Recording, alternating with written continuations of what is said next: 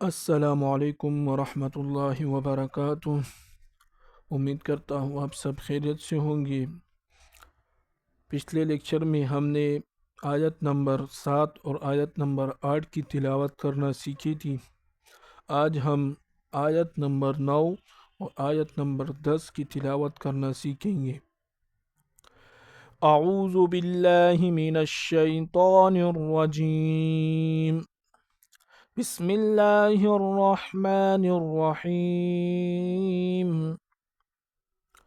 یخادعون اللہ والذین آمنوا وما يخدعون إلا أنفسهم وما يشعرون في قلوبهم مرض فزادهم الله مرضا ولهم عذاب أليم بما كانوا يكذبون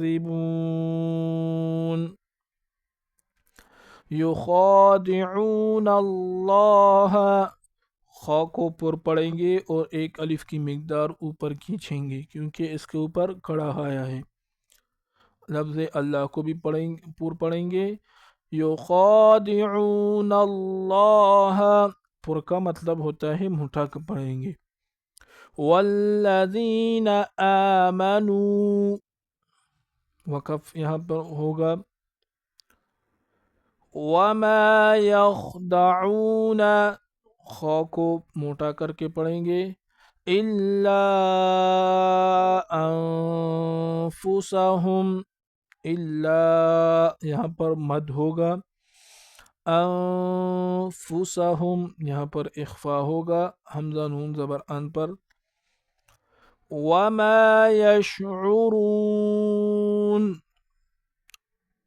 یہاں پر را کو موٹا کر کے پڑھیں گے اور وقف کے وقت نون کو ساکن کر دیں گے۔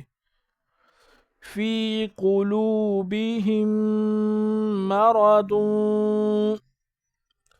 فی قاف کو پر پڑھیں گے، بہم یہاں پر غنہ کریں گے، ہا کو میم کے ساتھ ملائیں گے، یہ والی میم نہیں پڑھی جائے گی، جیسے قاف پیش کو، لامو پیش لو، قلو با زیر بی، قلوبی، ہا میم زیر ہم، قلوبہم، میم زبر ما، قلوبہم ما، را زبر را، قلوبہم ما را، داد دو پیش دن، قلوبہم مرض، تو پورا اس طرح ہوگا۔ فی قلوبہم مرض، آخر میں بھی اخفا آئے گا۔